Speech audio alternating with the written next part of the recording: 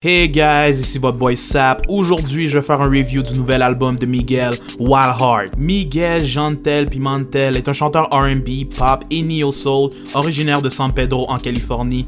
En 2013, il a gagné le Grammy pour la meilleure chanson R&B avec sa chanson Ardome de son deuxième album Kaleidoscope Dream. Tous ses fans peuvent dire avec confiance que cet album était un grand succès.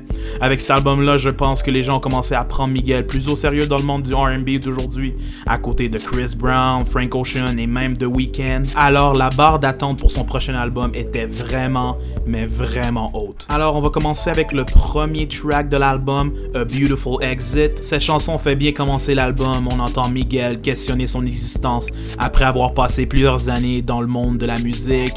Je suis en amour avec le hook et Miguel me fait penser à un young Kurt Cobain dans son approche.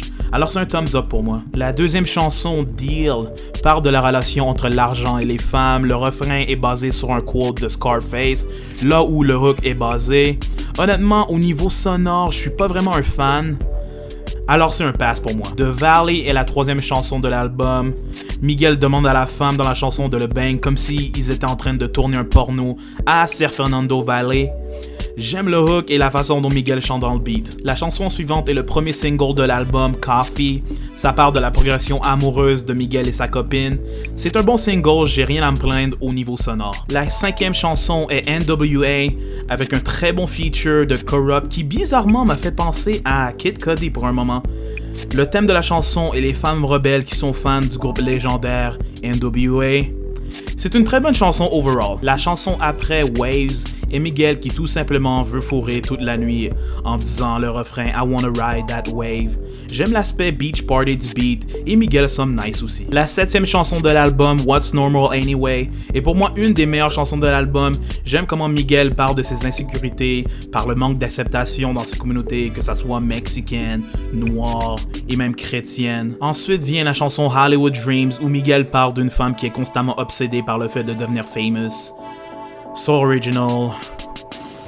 Anyway, la façon dont les guitares jouaient dans la chanson m'ont fait oublier le manque d'originalité de la chanson, ce qui est quand même nice. La neuvième chanson de l'album, Going to Hell, est une autre chanson que j'aime bien dans l'album.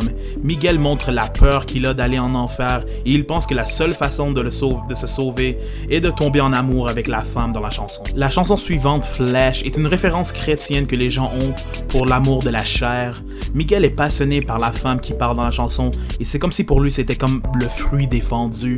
Overall, j'aime vraiment la chanson. Après vient la chanson Leave, où Miguel parle d'un break-up et il fait un lien entre les saisons qui changent et sa femme qui change aussi brusquement.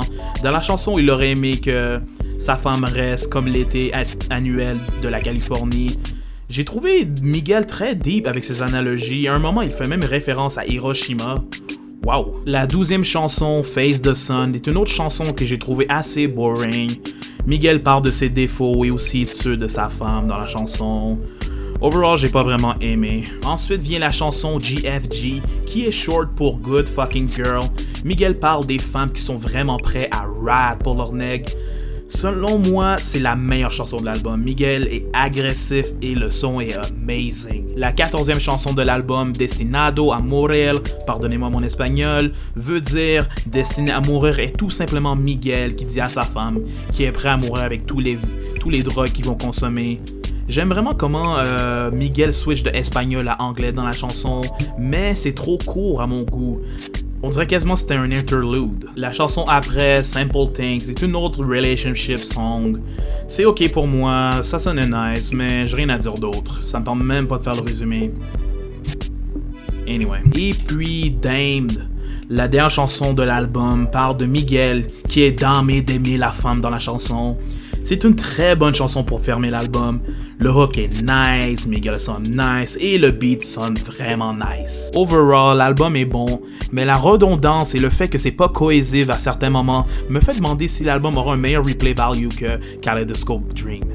Aussi, je peux dire qu'au premier listen, on peut se perdre dans les chansons tellement qu'elles sont similaires. Je suis pas sûr que Miguel a réussi à top son ancien album, alors je donne l'album une note de 6 sur 10.